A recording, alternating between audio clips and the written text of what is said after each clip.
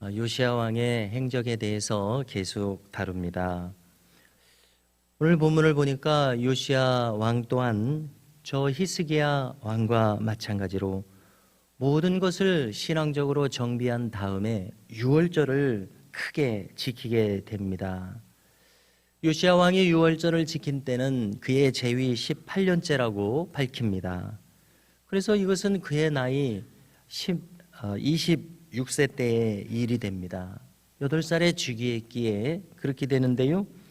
청년 왕의 시간을 보내는 요시야로서는 자기의 신앙의 정점을 바로 이 유월절 절기를 통해서 나타내는 인상을 받게 됩니다.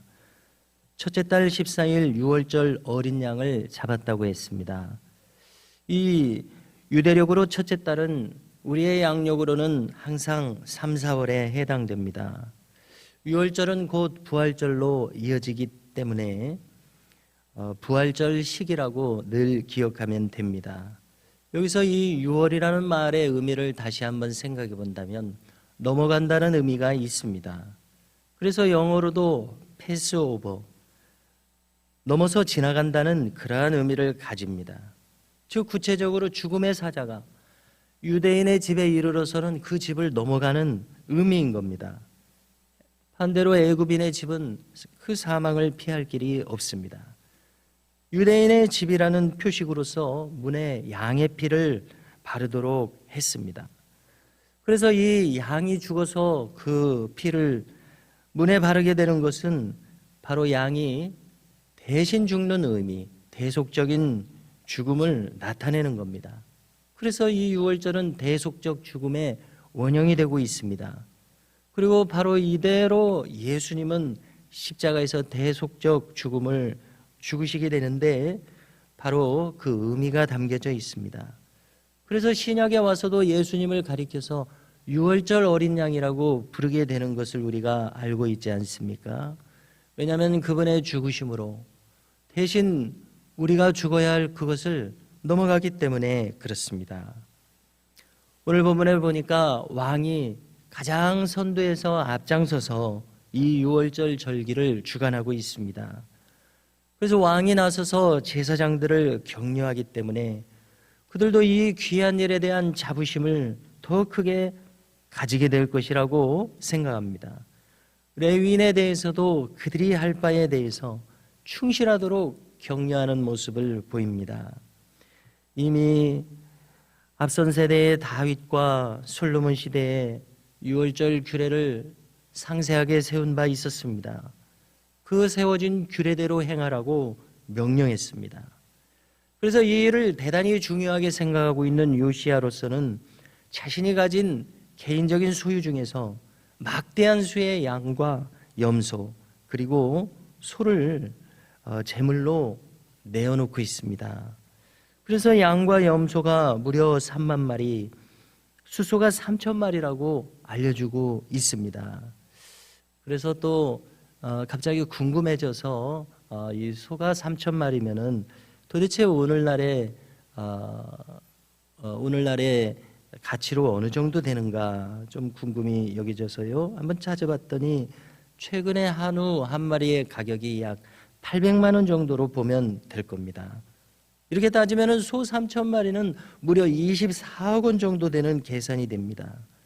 그래서 요시야 왕 개인으로서 참 큰 헌신이 여기에 있었음을 알게 됩니다. 그래서 요시야가 이 유월절 지키는 일에 얼마나 큰 심혈을 기울이고 있는지를 알 수가 있습니다.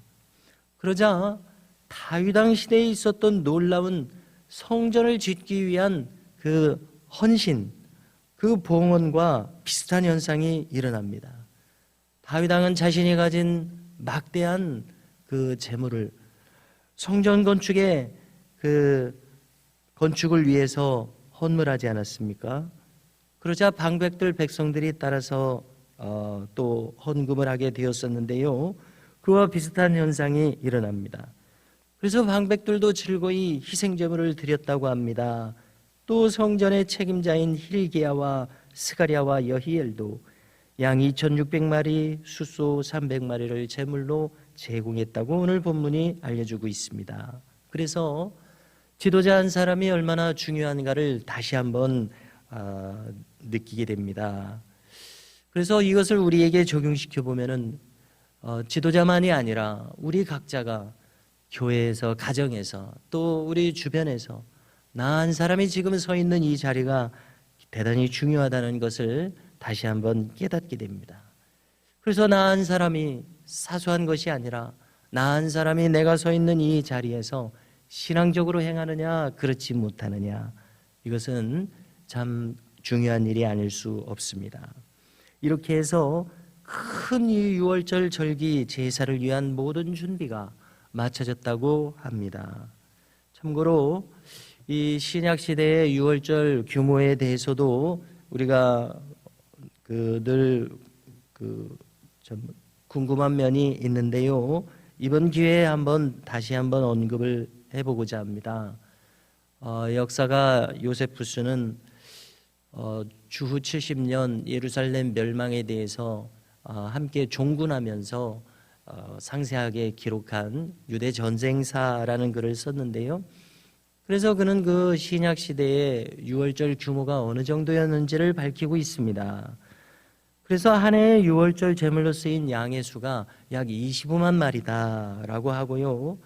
이 양 한 마리를 10명 정도가 이 양 한 마리를 가지고 유월절을 지내도록 되어 있답니다.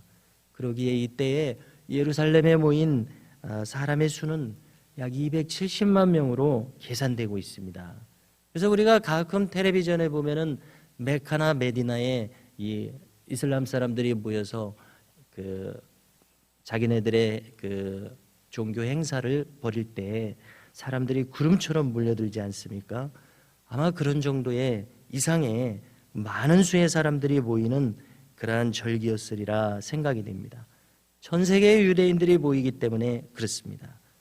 그야말로 이 이스라엘 신앙에 있어서 이 유월절 절기는 하나님의 큰 구원을 상징하는 출애굽 이래의 대단히 큰 절기임을 알 수 있습니다.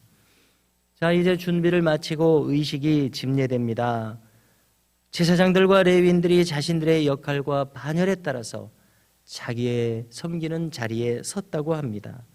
그리고 나서 유월절 양을 잡습니다. 제사장들은 흘려지는 피를 손으로 받아 뿌립니다. 레위인들은 짐승들의 가죽을 벗깁니다.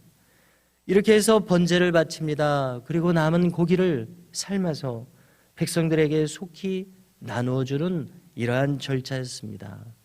그래서 마치 물을 배수할 때에 하수구 수로가 있는 것처럼 이 엄청난 양의 짐승들의 이 피를 배출하는 그러한 수로가 따로 있었다고 전해질 정도입니다. 이렇게 해서 번제를 바치고 남은 고기들 백성들에게 다 나누어 주는데요. 자, 그 다음에 계속 자세하게 내용을 기록해 줍니다. 분배를 맡은 레위인들이 하는 일들입니다. 그들은 집례 중인 제사장들과 또 자신들을 위해서도 유월절 양고기를 챙겼습니다. 뿐만 아니라 이 자리에는 찬양대원들이 있고 악기 연주를 맡은 레위인들이 있었습니다. 그들에 대해서도 오직 그 직무에만 신경을 써서 방해를 받지 않도록 그들의 몫을 따로 챙겼다고 이렇게까지 상세한 대목에 대해서 알려주고 있습니다. 이렇게 요시야가 주관한 유월절 절기 의식에 대해서 자세하게 밝혀주는 내용이 오늘 본문의 특징입니다. 또 이 유월절 하루 이날 행사를 마친 다음에 규례대로 이후의 일주일간은 무교절 절기입니다. 무교라는 말은 말 그대로 누룩이 없다는 의미입니다. 누룩은 죄를 의미할 때가 많습니다. 그래서 누룩이 없는 무교절은 죄를 제거한 정결한 상태를 추구하는 것을 가리킵니다. 그래서 무교절에는 유대인들은 집안을 청소하며 자신의 마음을 깨끗이 하는 이러한 정결한 의식을 가지는 것으로 알려져 있습니다. 오늘 말씀 18절을 보면은 이 유월절에 대한 총평을 하고 있습니다.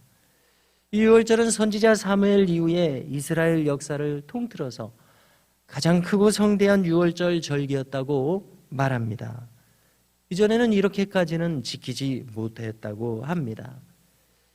이러한 내용을 보면은 다윗과 솔로몬보다도 더 큰 규모로, 더 성대한 규모로 이 유월절을 지켰음을 알 수가 있습니다. 그리고 이때는 요시야 제위 18년입니다. 조금 전에도 언급했지만 그의 나이 26세 때의 일입니다. 그래서 그의 이 젊은 시기에 신앙의 절정을 보여주는 일이었다고 우리가 생각하게 됩니다. 이 유월절이 이렇게 성대하게 드려진 이유를 생각해 볼 때에 그것은 단 하나였습니다. 왕이 직접 나서서 주관하면서 돌아보았기 때문에 그렇습니다. 그래서 지도자 한 사람이 분을 보이면서 힘쓸 때에 그가 이끌고 섬기는 이들의 신앙 또한 높이 올라가는 것을 오늘 본문을 통해서 보게 됩니다. 그래서 오늘 내용을 통해서 우리 각 사람이 우리가 처한 자리에서 어떻게 행해야 함을 잘 보여주는 본문이라고 생각합니다. 그래서 오늘 본문을 대하면서 우리 또한 처해진 자리에서 누군가를 이끄는 신앙의 본을 보일 수 있는 우리 모두가 될 수 있기를 주님의 이름으로 축복합니다.